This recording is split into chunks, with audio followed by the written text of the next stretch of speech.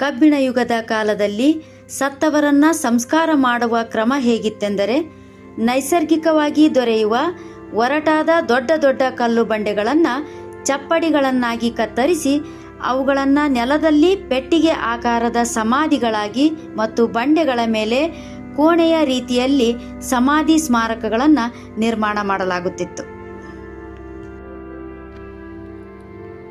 ಈ ಸಮಾಧಿಗಳನ್ನು ಪುರಾತತ್ವಶಾಸ್ತ್ರಜ್ಞರು ಶಿಲಾವೃತ್ತ, ಕಿಂಡಿ ಸಹಿತ ಮತ್ತು ರಹಿತ ಡಾಲ್ಮೆನ್ಗಳು, ಸಣ್ಣ ತುಂಡು ಕಲ್ಲುಗಳು, ಕಟ್ಟೆ ಸಮಾಧಿಗಳು, ಆಯತಾಕಾರದ ಕೋಣೆ ಸಮಾಧಿಗಳು, ಕಲ್ಲಾಸರೆ ಸಮಾಧಿಗಳು, ಶಿಲಾಗೊಂಬೆ ಸಹಿತ ಸಮಾಧಿಗಳು ಅಂತ ಹಲವು ರೀತಿಯಲ್ಲಿ ವಿಂಗಡಿಸಿದ್ದಾರೆ. ಹಿರೇಬೆಣಕಲ್ನ ಈ ಮೊರೇರ್ ಗುಡ್ಡದಲ್ಲಿ ಶಿಲಾ ಸಮಾಧಿ ಮತ್ತು ಶಿಲಾ ಕೋಣೆಗಳನ್ನು ನಿರ್ಮಿಸುವ ವಿಧಾನ ಅಚ್ಚರಿದಾಯಕವಾಗಿದೆ ಎಂದು ಇತಿಹಾಸ ತಜ್ಞರು ಅಭಿಪ್ರಾಯಪಡುತ್ತಾರೆ. ಈ ವಿಡಿಯೋದಲ್ಲಿ ಕಾಣುತ್ತಿರುವ ಸಮಾಧಿಗಳು ಮರಣಿಸಿದವರ ಮನೆಗಳಾಗಿವೆ. ಈ ತಾಣ ಇತಿಹಾಸಕ್ಕೆ ಮತ್ತು ಮೆಗಾಲಿಥಿಕ್ ಸಂಸ್ಕೃತಿಗೆ ಜೀವ ಕೊಡುವಂತಹ ತಾಣವಾಗಿದೆ.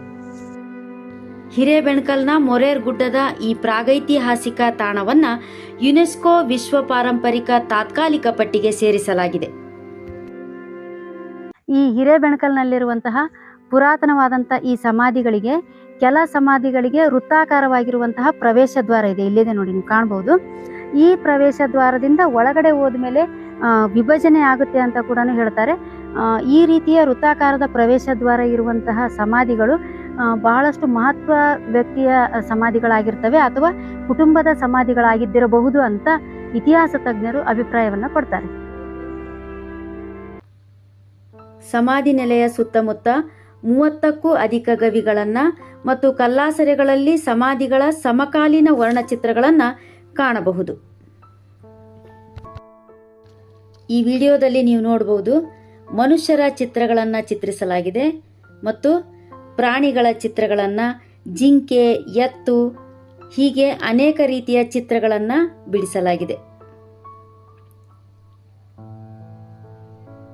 ಈ ಚಿತ್ರಗಳು 4000ದಿಂದ 5000 ವರ್ಷಗಳಷ್ಟು ಹಳೆಯ ಚಿತ್ರಗಳು ಅಂತ ಹೇಳಲಾಗುತ್ತದೆ.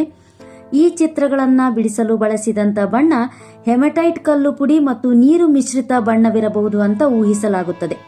ಅದಲ್ಲದೆ ಈ ಚಿತ್ರಗಳು ಆಗಿನ ಕಾಲದ ಜನರ ಜೀವನ ಪದ್ಧತಿಯನ್ನ ತೋರಿಸುತ್ತದೆ.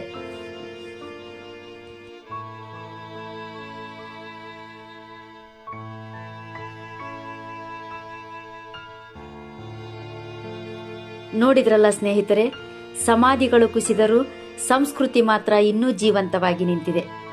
ಸಾವಿರಾರು ವರ್ಷಗಳ ಹಿಂದಿನ ಮಾನವರ ಹೆಜ್ಜೆಯ ಗುರುತುಗಳು ಈ ಕಲ್ಲುಗಳಲ್ಲಿ ಜೀವಂತವಾಗಿವೆ. ಕಾಲ ಹೋದರೂ ಕಲ್ಲಿನ ಮೇಲೆ ಬರೆದ ಜೀವನ ಇನ್ನೂ ಅಳಿದಿಲ್ಲ. ಈ ಸ್ಥಳದಲ್ಲಿ ನಿಂತಾಗ ನಾವು ಇತಿಹಾಸದಲ್ಲಿಯೇ ನಿಂತಿದ್ದೀವೇನೋ ಅಂತ ಭಾಸವಾಗುತ್ತೆ. ಇಲ್ಲಿ ಕಾಲ ಸಾಗಿಲ್ಲ, ಹಾಗೆಯೇ ನಿಂತಿದೆ.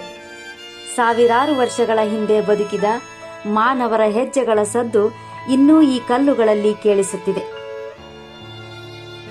ಸಾಧ್ಯವಾದರೆ ನೀವು ಕೂಡ ಈ ಸ್ಥಳಕ್ಕೆ ಒಮ್ಮೆ ಭೇಟಿ ಕೊಡಿ.